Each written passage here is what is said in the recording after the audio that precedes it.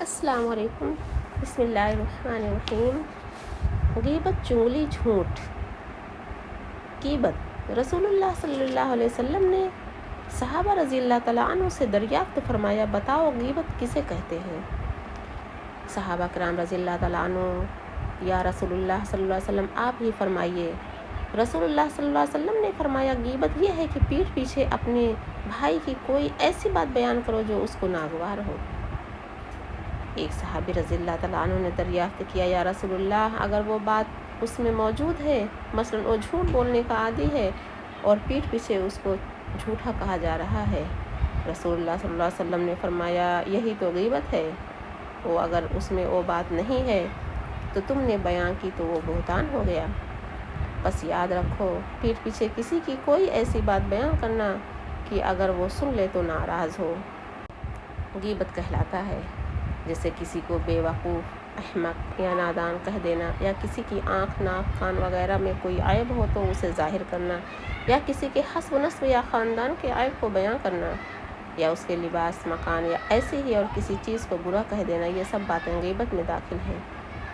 تم حدیث شریف میں یہ بھی پڑھ چکے ہو کہ یہ غیبت جب کہلائے گی جب اس میں یہ خرابیاں پائی جاتی ہیں، مثلا واقعی وہ احمق یا ناداں ہو، واقعی وہ کانا لنجا ہو، یا حسب نسب اور خاندان میں گھٹیا ہو، یا لباس وغیرہ میں پھوڑ ہو، اور اگر یہ باتیں اس میں نہیں ہیں اس کے باوجود کہا جا رہا ہے وہ بے وقوف ہے یا احمق ہے یا کانا ہے، تو اس صورت میں دو گناہ ہو گئے، ایک بہتان اور دوسرے غیبت۔ یہ بھی یاد رکھو کہ جس طرح زبان سے غیبت ہوتی ہے، ایسے ہی آنکھ، ناک اور ہاتھ کے اشارے سے بھی غیبت ہوتی ہے۔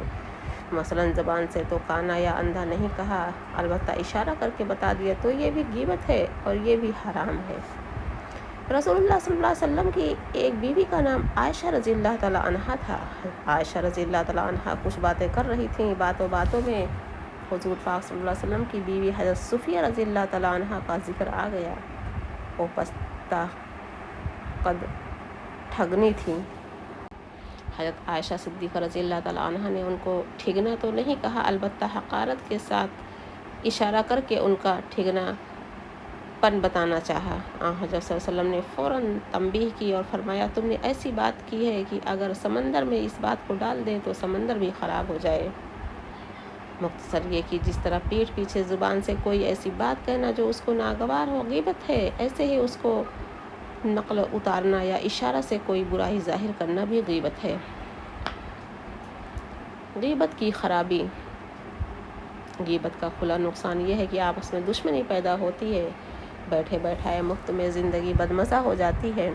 غیبت کرنے والے کو سب ذلیل سمجھتے ہیں اور اس سے گھبراتے ہیں، کیونکہ وہ جانتے ہیں کہ جیسے وہ دوسروں کی برائی ہمارے سامنے کر رہا ہے، اسی طرح ہماری برائی دوسروں کے سامنے بیان کرے گا۔ غیبت کرنا بڑی بے انصافی کی بات ہے، کیونکہ کوئی انسان عیب سے خالی نہیں۔ کسی میں کوئی عیب ہے، کسی میں کوئی بے عیب صرف اللہ تعالیٰ کی ذات ہے۔ بس اپنے عیب پر نظر نہ کرنا اور دوسروں کے عیب گننا بے انصافی نہیں تو اور کیا ہے؟ ذرا اپنے دل میں سوچو کہ اگر کوئی تمہارا عیب کسی پر ظاہر کرے اور تم سنو تو تمہارا دل کیا کہے گا؟ غیبت ایک طرح کی چوری ہے۔ غیبت کرنے والے کو کبھی اطمینان نصیب نہیں ہوتا، کیونکہ وہ جانتا ہے کہ اگر یہ معلوم ہو گیا کہ میں نے ایسی بات کہی تھی تو مصیبت آ جائے گی۔ عقل مندوں نے کہا ہے کہ ایسے شخص سے دوستی مت کرو جسے غیبت کی عادت ہو۔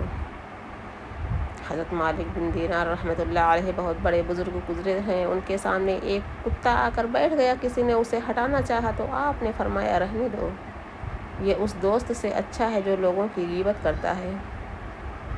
ایک بات اور سمجھ لو، عیب دو طرح کے ہوتے ہیں، ایک وہ جو آدمی کے بس میں نہیں ہے، جیسے اندھا ہونا، لنگڑا، لولا یا اپاہج ہو جانا۔ اب اگر تم حقارت اور برائی کے طور پر ان عیبوں کا ذکر کر رہے ہو تو سوچو، کسی کی برائی کر رہے ہو، یہ تو اللہ تعالیٰ کی شان میں بے ادبی ہے۔ اس نے ان کو ایسے کیوں کر دیا اور تمہیں جو اس نے ان عیبوں سے محفوظ رکھا ہے تو اس کی ناشکری کر رہے ہو؟ کیا وہ خدا جس نے دوسرے کو لنگڑا، لولا یا اندھا بنایا تمہیں ویسا نہیں بنا سکتا؟ بس ایسے عیب والوں سے نصیحت لے کر تمہیں خدا کا خوف کرنا چاہیے اور ان کی حقارت کے بجائے ان کے ساتھ ہمدردی ہونی چاہیے اور خدا کا شکر ادا کرنا چاہیے کہ اس نے تمہیں محفوظ رکھا۔ دوسرے وہ عیب ہیں کہ جو اپنے اختیار سے پیدا ہوتے ہیں، مثلاً جھوٹ بولنا، رشوت لینا، نشہ استعمال کرنا، جوا کھیلنا، تو ان کو بھی ذلیل کرنے کی نیت سے ظاہر کرنا ہرگز مناسب نہیں ہے۔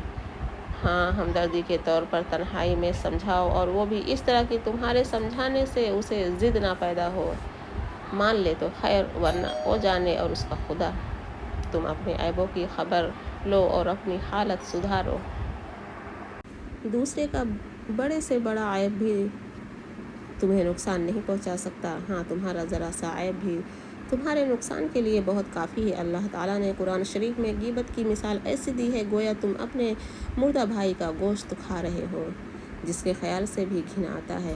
بس ایسے ہی تمہیں غیبت کے خیال سے بھی گھن کرنا چاہیے۔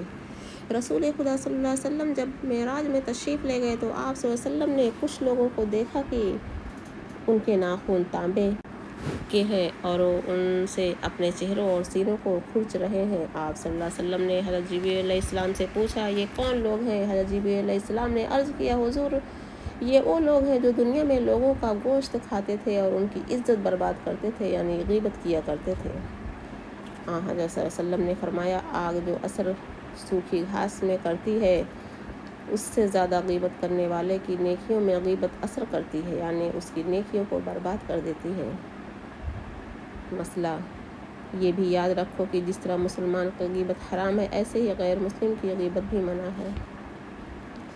چغلی، غیبت کی طرح چغلی بھی بہت خراب چیز ہے اور ایسا ذلیل گناہ ہے کہ اس سے خاندان تباہ ہو جاتے ہیں، ملک برباد ہو جاتے ہیں۔ چغلی کھانے والا جھوٹی سچی باتیں بنا کر ایک دوسرے کے خلاف بھڑکاتا ہے، یہاں تک کہ آپس کے تعلقات ختم ہو جاتے ہیں اور لڑائی کی نوبت آ جاتی ہے۔ ایک چغل خور نوکر کا قصہ مشہور ہے کہ جب ایک شخص نے اس کو اپنے یہاں نوکر رکھا تو نوکر نے بہت ادب سے عرض کیا کہ سرکار، میرے اندر سب خوبیاں ہیں مگر ایک خرابی بھی ہے، اس کے پہلے معافی مانگ لیتا ہوں، اور وہ خرابی یہ ہے کہ مجھے چغلی کا مرض ہے۔ بہت بچنا چاہتا ہوں کہ چغلی نہ کریں، مگر چغلی کر ہی بیٹھتا ہوں۔ مالک نے کہا، چغلی تو ایسی برائی نہیں ہے کہ اس کی وجہ سے تمہیں نہ رکھا جائے، تم نوکری کرو، بہت یہ ہوگا کہ جب تم کسی کی برائی کرو گے تو ہم نہیں سنا کریں گے۔ نوکر نے ہاتھ جوڑ کر عرض کیا، حضور، بس اس خرابی کو اگر آپ خیال میں نہ لائیں تو اور سب خوبیاں میرے اندر ہیں، میرے سب کاموں سے آپ خوش رہیں گے۔ مالک نے اس کو نوکر رکھ لیا۔ بہت ہوشیار نوکر تھا، وہ ہر ایک کام بہت خوبی اور اچھے طریقے سے انجام دیتا رہا۔ مالک اس سے خوش رہا اور دھیرے دھیرے اس پر پورا بھروسہ کرنے لگا۔ ایک روز یہ نوکر پہنچا اور منہ بنا کر چپ چاپ مالک کے پاس بیٹھ گیا۔ مالک نے پوچھا، کہو کیا بات ہے، خاموش کیوں ہو؟ نوکر، سرکار، آج ایسی بات دیکھی کہ بس صبر نہیں ہو سکتا، میرا دل رو رہا ہے۔ مالک، کیا بات ہے؟ نوکر، سرکار، بے ادبی معاف ہو تو عرض کروں۔ مالک، کہو ضرور، جب تم میری بھلائی کی بات کرو گے تو اس میں گستاخی کیا ہوگی بلکہ تمہاری اور قدر بڑھے گی۔ نوکر نے آنکھوں میں آنسو لا کر بہت دبی آواز سے کہا، سرکار، بیگم صاحبہ کی کچھ ایسی بات ہے کہ عرض نہیں کی جا سکتی۔ مالک، کہو کیا بات ہے؟ نوکر، ان کا کچھ ارادہ بہت برا ہے، وہ سرکار کی جان لینا چاہتی ہیں، اور حضور میری بات پر آپ بھروسہ مت کیجیے، آپ خود اس کا اندازہ کیجیے۔ مالک کو بہت تعجب ہوا، اس نے بہت غور کیا کہ آخر بیوی کو ایسی کیا دشمنی ہو گئی کہ جان لینا چاہتی ہے، لیکن وہ کہہ چکا تھا کہ میری بات کا اعتبار نہ کیجیے، آپ خود اندازہ کر لیجیے۔ اس لیے اس نے یہ تو کہا نہیں کہ بیوی سے پوچھتا کہ کیا بات ہے، بیوی کی طاق میں لگ گیا کہ وہ کیا کرتی۔